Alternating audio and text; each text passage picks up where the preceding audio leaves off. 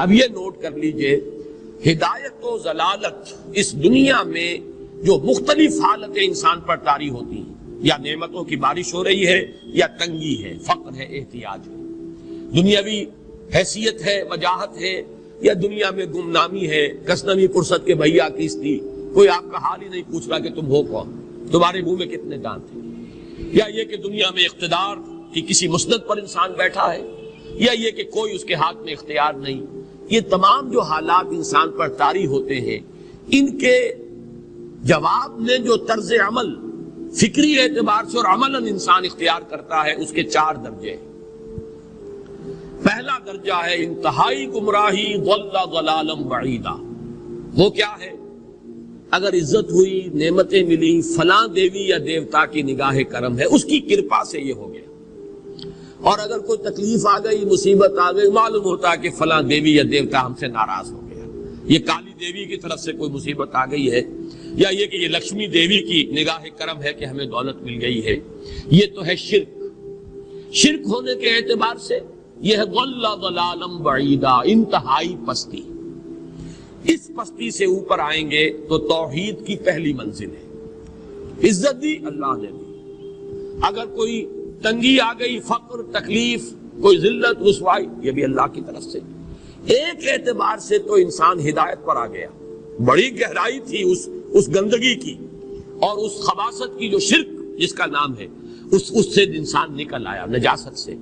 توحید تو ہے، لیکن ابھی اس میں اس کی گمراہی کا ایک ایلیمنٹ شامل ہے، اور یہ گمراہی سے جب تک آگے نہیں آئے گا، اوپر نہیں ابھرے گا، اس کا طرز عمل کیا ہوگا کہ ذرا کچھ مل گیا، عزت مل گئی، پھولے نہیں سما رہے، اب زمین پر قدم نہیں ٹک رہے، گردن اکڑ رہی، کہیں محرومی ہو گئی، کوئی تکلیف آ گئی، کوئی مشقت، فقر آ گیا، اب بجھ کر رہ گئے۔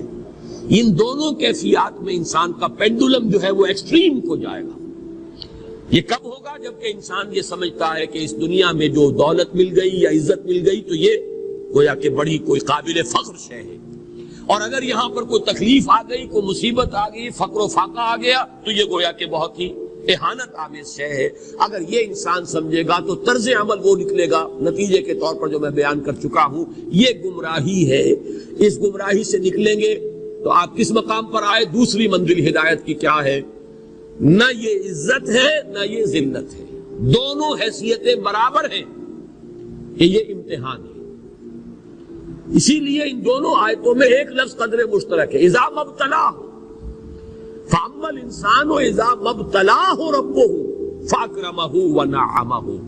یہ بھی ایک ابتلا ہے، آزما رہا ہے اللہ، کبھی وہ دے کر آزماتا ہے، کبھی چھین کر آزماتا ہے، کبھی فقر و فاقہ سے آزماتا ہے، کبھی وہ کثرت دولت اور کثرت مال سے آزماتا ہے، کبھی وہ صحت دے کر آزماتا ہے کہ یہ قوت اور توانائی اور صحت جو میں نے دی ہے یہ اس میں کیا کرتا ہے، کبھی وہ مرض کے ذریعے سے آزماتا ہے کہ صبر کرتا ہے کہ نہیں کرتا۔ ہمارے لیے شکوہ اور شکایت تو اس کی زبان پر نہیں آ جاتی، نالا اور شیون تو نہیں آ جاتا، تکلیف جھیلتا ہے کہ نہیں جھیلتا، اس میں تحمل ہے کہ نہیں ہے، تو صبر کرتا ہے یا شکر کرتا ہے۔ یہ دونوں کیفیات در حقیقت اس اعتبار سے مساوی ہے، یہ بھی امتحان، یہ بھی امتحان۔ یہ حقیقت جب سامنے ہوگی، اب وہ پینڈولم جو ہے وہ بہت کم ہو جائے گا، یعنی انسان میں طبعی طور پر تو ایک اثر ہوتا ہے غیر اختیاری، کسی چیونٹی نے کاٹا آپ کے پاؤں پر، آپ اپنا پاؤں ہٹا لیں گے، اس میں کوئی ارادہ نہیں، یہ ریفلیکس ایکشن ہے، غیر اختیاری فعل ہے۔ اس حد تک تو انسان ضرور متاثر ہوتا ہے، اس سے تو کوئی انسان جو ہے وہ بلندتر نہیں ہو سکتا۔ حضرت ابراہیم رضی اللہ تعالیٰ عنہ، حضور کے وہ نومولود فرزند، انتقال جب ہو رہا تھا، آپ کی آنکھوں میں آنسو آ گئے۔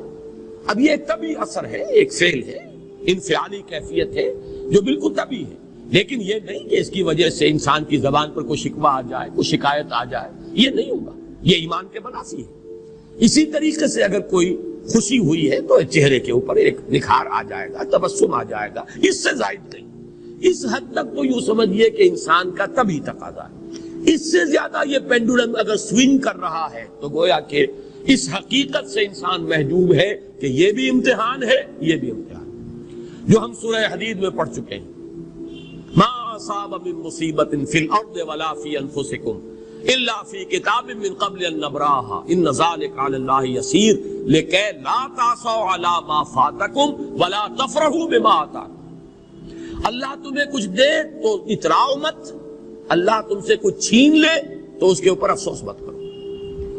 یہ نتیجہ ایمان کا نکلنا چاہیے۔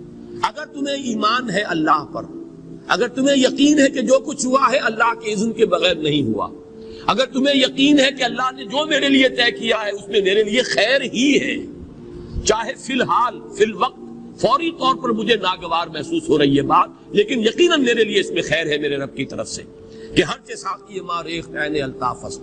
ہم تو شارٹ سائٹڈ ہیں، ہم دیکھ نہیں سکتے کسی شے کو، ہم اس کے ظاہر کو دیکھ کر گھبرا اٹھتے ہیں کہ یہ تو تکلیف آ گئی، کیا پتا اسی کے پردے میں اللہ کی رحمت آ رہی ہے۔ میں نے وہ رئیس امروہوی کے اشعار آپ کو کئی دفعہ سنائے ہیں۔ وہ وقت آیا کہ ہم کو قدرت ہماری سعی و عمل کا پھل دے، بتا رہی ہے یہ ظلمت شب کہ صبح نزدیک آ رہی ہے، ابھی ہے کچھ امتحان باقی، فلاکتوں کے نشان باقی، قدم نہ پیچھے ہٹے کہ قسمت ابھی ہمیں آزما رہی ہے۔ رئیس اہل نظر سے کہہ دو کہ آزمائش سے جی نہ ہارے، جسے سمجھتے ہو آزمائش وہی تو بگڑی بنا رہی ہے۔ اسی آزمائش سے تو بگڑی بنے گی، اسی سے تو تمہارا خیر جو ہے اجاگر ہوگا، سامنے آئے گا، پتہ چلے گا who's who, what is what۔ ابو بکر میں کتنا یقین اور ایمان تھا، یہ کیسے معلوم ہوگا؟ کیسے معلوم ہوگا کہ بلال میں کتنا سہار، کتنا تحمل تھا، کتنا صبر تھا، اگر وہ مصیبت ان پر نہ آتی کہ جو امیہ ابن خلف کے ہاتھوں ان پر قیامت ٹوٹ رہی تھی۔ تو یہ ساری چیزیں جو ہے ما اصاب من مصیبت فی الارض ولا فی انفسکم الا فی کتاب من قبل ان نبرأ ان ذلک علی اللہ یسیر لکی لا تعصوا علی ما فاتکم ولا تفرحوا بما آتاکم واللہ لا یحب کل مختال فخور۔ اگر اس حقیقت سے محجوب ہو جاؤ گے تو پھر اختیال اور فخر اور گھمنڈ پیدا ہو جائے گا تمہارے اندر، یا دوسری طرف مایوسی، کمر ہمت ٹوٹ کر رہ جائے گی، خودکشی کرنے کو انسان آمادہ ہو جاتا ہے، ذرا کوئی ناکامی دنیا میں آ گئی، کوئی تکلیف آ گئی۔ یہ ہے در حقیقت تیسری منزل، ہدایت کی دوسری سیڑھی۔ پہلا کیا تھا؟ نہاد ظل ضلالا بعیدا، کوئی خیر مل گیا تو کسی دیوی کی نگاہ کرم، کوئی تکلیف آ گئی تو کسی دیوتا کی ناراضی، یہ تو ہے ظل ضلالا بعیدا۔ اس سے اوپر آئے، یہ پہلی سیڑھی ہدایت کی ہے۔ عزت ہے تو اللہ کی طرف سے، اور اگر کوئی ذلت ہے، تنگی ہے تو اللہ کی طرف سے، یہ ہدایت کا آغاز ہو گیا، یہ توحید کی بنیادی منزل ہے۔ اس سے اگلی منزل، یہاں کی ذلت ذلت نہیں، یہاں کی عزت عزت نہیں۔ ذالک یوم التغابن، ہار اور جیت کے فیصلے کا دن تو قیامت کا دن ہے، وہاں معلوم ہوگا جس کو اس روز عزت ملی وہ عزت والا ہے، جو اس روز ذلیل ہو گیا وہ ذلت والا ہے۔ یہ تو امتحان ہے، دار الامتحان ہے، خلق الموت والحیات لیبلوکم ایکم احسن عملا، یہ تو دار الامتحان ہے، امتحان ہونے کے ناطے دونوں برابر ہیں۔ اس سے اوپر ہے ایک چوتھی منزل، ہدایت کی تیسری منزل۔ وہ کیا ہے؟ عام طور پر انسان یہ سمجھتا ہے کہ یہ جو آزمائش ہے تنگی کی اور فقر و فاقہ کی، یہ سخت تر آزمائش ہے، اور نعمتوں کی بارش ہو تو یہ آسان آزمائش ہے۔ یہ بھی ابھی گمراہی کا ایک پرت جو ہے اس کی باقی ہے۔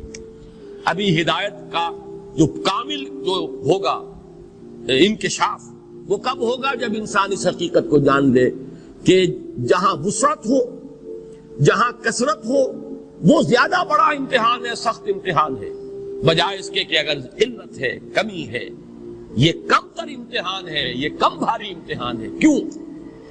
کہ اگر آپ کے پاس کثرت ہے، آپ کے اندر غفلت پیدا ہو جائے گی۔ کثرت کا لازمی نتیجہ غفلت ہے۔